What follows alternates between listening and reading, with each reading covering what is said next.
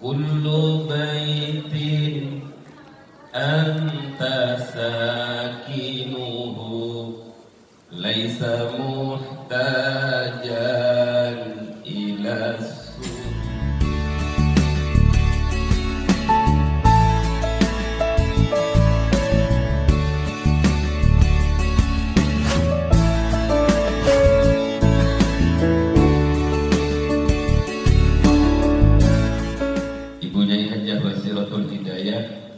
yang selalu menemani kulo kemanapun kulo pergi, dan kulo menemani beliau kemanapun beliau pergi. Sehati. Alhamdulillah bisa silaturahim ke majelis yang mulia ini.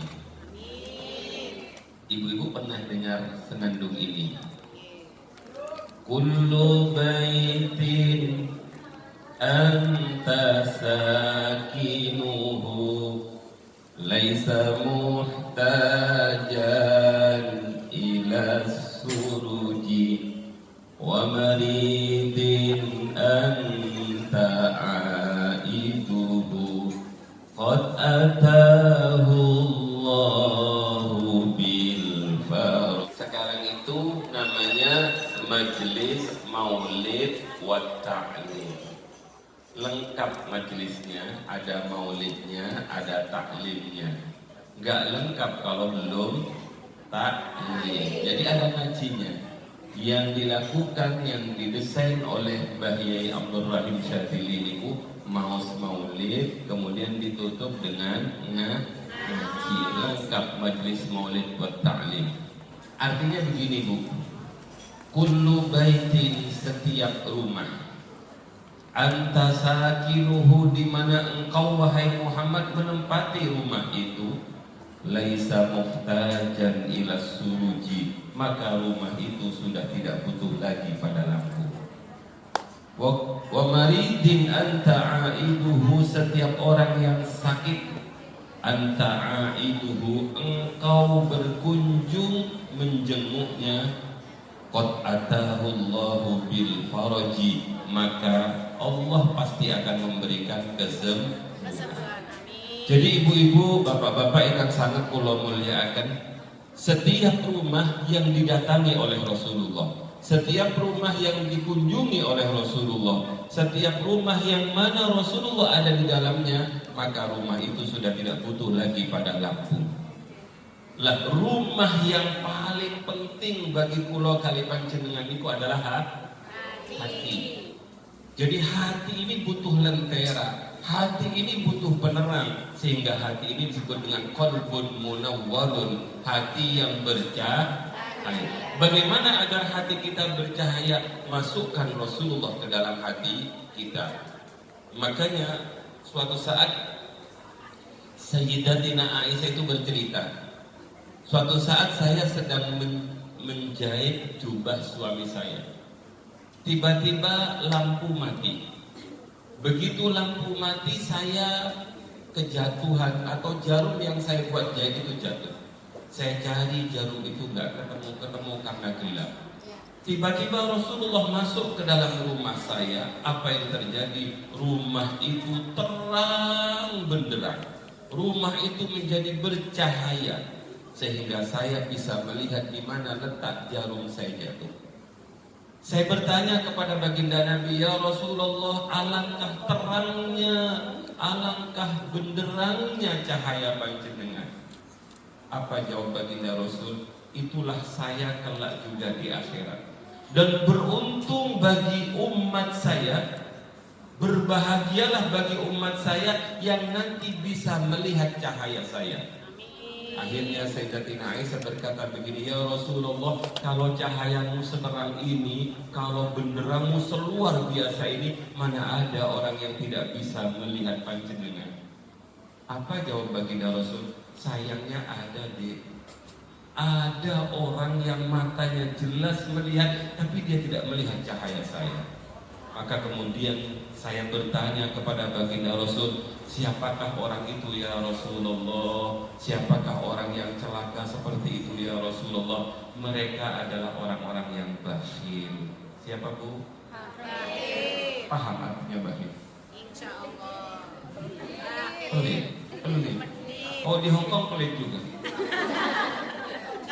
Mana bakhil ya Rasul? Karena saya tahu ini bukan bakhil sembarang bakhil. Maka saya bertanya, siapakah orang bakhil yang kelak di akhirat tidak akan mampu melihat cahaya panjenengan, padahal cahaya panjenengan betul-betul luar biasa. Kata Kanjeng Nabi, orang yang bakhil itu adalah orang yang ketika diundang hadir sholawatan nggak mau hadir.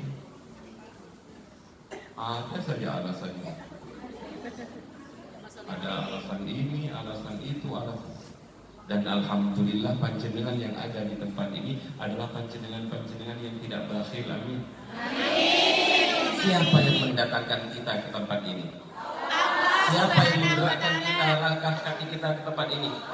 Siapa yang menghendaki kita duduk di majelis yang mulia ini? Allah dan Rasulullah. Maka semua yang hadir ini adalah undangan-undangan, bukan undangan ketua RJ, bukan undangan panitia, bukan. Hakikatnya adalah Rasulullah yang menghendaki kita duduk di majelis ini. Tidak ada majelis yang lebih mulia, tidak ada waktu yang lebih mulia, tidak ada kondisi yang lebih mulia dibandingkan satu kondisi di mana pada saat itu kita merasa butuh kepada Allah. Kita merasa butuh kepada Rasulullah, kita merasa cinta kepada Allah, kita merasa cinta kepada Rasulullah. Inilah waktu terbaik. Maka seandainya saya duduk di sini sampai jam 5, siap? Harus siap. Berapa jam saya dari Jombang? Dulu di atas pesawat itu loh Bu, miring kanan, miring kiri, kok nggak sampai ini. Inilah majelis yang sangat hebat, inilah waktu yang sangat mulia. Karena di tempat ini kita merasa hina, di tempat ini kita merasa butuh kepada Allah, butuh kepada Rasul. Hadirin yang sangat kula muliakan, itu yang pertama. Kullu baitin anta sakinuhu isa muhtajan ilas wa maridin anta a'iduhu. Setiap orang yang sakit, anta a'ituhu, engkau ya Rasulullah mengunjungi orang itu. Qad atahullahu bil faraji, maka orang itu pasti diberikan kesembuhan. Semua sehat, zahirnya sehat, batinnya sehat, batinnya sehat. Seandainya panjenengan datang ke majelis ini, zahirnya sakit, seandainya panjenengan datang ke majelis ini batinnya sakit, yakin, hakul yakin, keluar dari majelis ini jenengan pasti sehat. Amin. Wa maridin anta aiduhu qad atahullahu bil faraji. Setiap orang yang sakit, sakit zahirkah atau sakit batinkah? Kadang-kadang yang sakit batin itu gak merasa kalau dirinya sakit, merasa sehat, padahal batinnya. Bagaimana agar batin yang tidak ketahui kalau sedang sakit ini sering-sering datang ke Riyadul, sering-sering datang ke majelis sholawat, keluar dari majelis ini sehat zahir pun ingkang nomor kali. Kula kali panjenengan dikumpulkan di tempat ini karena cinta, cinta kepada Rasulullah, cinta kepada Allah. Ibu-ibu, kalau tak cerita mau, ini boten ngaji ceritanya. Kalau sudah sore begini, kalau ngaji dalil-dalil berat. Kalau ngaji cerita, alhamdulillah insya Allah bisa. Yang ngantuk silakan persiapkan dirinya. Suatu saat dalam peperangan yang dahsyat, ada seorang ibu terpisahkan dengan bayinya, anak kecilnya. Jadi karena peperangan itu adalah peperangan yang luar biasa dahsyatnya, ada seorang ibu yang kelepasan anaknya lepas, sehingga anak itu berpisah dengan ibunya. Perang berkecamuk terus menerus, ibu itu bingung menangis mencari anaknya. Begitu perang selesai, ada salah seorang sahabat Rasulullah menemukan anak kecil. Anak kecil ini sedang menangis, kemudian digendong oleh sahabat itu, dinaikkan ke atas pundaknya sambil berkata, ibu-ibu, siapakah yang tahu ini anaknya siapa? Hei ibu-ibu yang merasa kehilangan anaknya, gak kehilangan suaminya, Ibu-ibu yang merasa kehilangan anaknya, ini anaknya siapa? Pengumuman. Begitu ada anak ditaruh di pundak seorang sahabat, ibu yang kehilangan anaknya itu melihat dari jauh, berlari kencang tanpa memperdulikan kondisi peperangan. Langsung diambil anak itu, diciumi, didekap sedekap-dekatnya, seerat-eratnya, seakan-akan tidak mau kehilangan lagi. Begitu menyaksikan kondisi seperti itu, para sahabat yang lain terharu, ibu-ibu nangis, laki-laki juga nangis. Pulau niku juga sering nangis. Dari tadi pulau niku nangis terus, subhanallah, betapa ikhlasnya panjenengan sedoyo. Pulau tidak heran kalau Riyadul Jannah itu besar di Malang. Sebab Malang tepatnya orang tetangga sholawatan, belakang sholawatan, depan adzan. Tadi saya nunggu adzan subuh di sana gak kedengaran. Nunggu suara qiraat menjelang subuh itu gak kedengaran juga. Mana suara tarhim? Gak ada. Jadi kalau ada orang bersolawatan di Malang, Ustaz, kalau ada orang solawatan di Pendem sana, Pendem markas kita itu, kulo nggak heran. Tapi kalau ada orang bersolawatan di Hong Kong, mencari tempat berat, kumpul ya berat, waktu ya dibatasi. Dengan kondisi seperti ini, panjenengan masih bersolawat. Luar biasa, jenengan ini luar biasa, nih kulo biasa di luar. Ibu-ibu yang sangat kulo muliakan, kemudian ibu itu mendekap sedekap-dekatnya seakan-akan tidak ingin melepaskan anaknya. Para sahabat terharu menangis, kemudian Rasulullah tersenyum. Melihat kondisi ini Rasulullah tersenyum. Kawan-kawan, kenapa panjenengan nangis semua? Apa sih yang membuat sampean menangis? Ya Rasulullah, bagaimana saya tidak menangis? Itu lihat seorang ibu yang begitu merindukan anaknya, menangisi, menciumi anaknya. Kami terharu ya Rasul, kami terharu ya Rasul. Apa jawab baginda Rasul? Jawabannya baginda Rasul begini. Kalau tanya ke jenengan, jawab dengan jujur.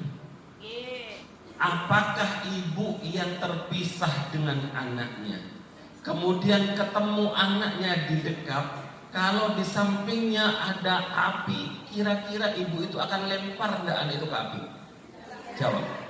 Akankah ada seorang ibu yang tega melemparkan anaknya ke dalam api? Tidak. Adakah seorang ibu yang tega jiwit anaknya? Tidak. Jawab. Biasa.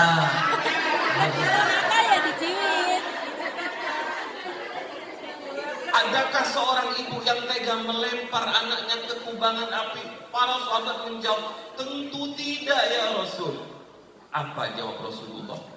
Allah lebih sayang dibandingkan ibu ini. Allah lebih cinta dibandingkan cintanya ibu ini kepada anaknya. Yakin, hakul yakin, hadirin hadirat yang dirahmati oleh Allah, kita bersolawat di tempat ini, kita membaca bismillah di tempat ini, kita bertahlil di tempat ini, kita bertasbih di tempat ini. Kalau seorang ibu saja tidak akan tega melemparkan anaknya ke dalam api, mana mungkin Allah akan melemparkan kita ke dalam api nerakanya? Tidak mungkin kita dilemparkan ke api.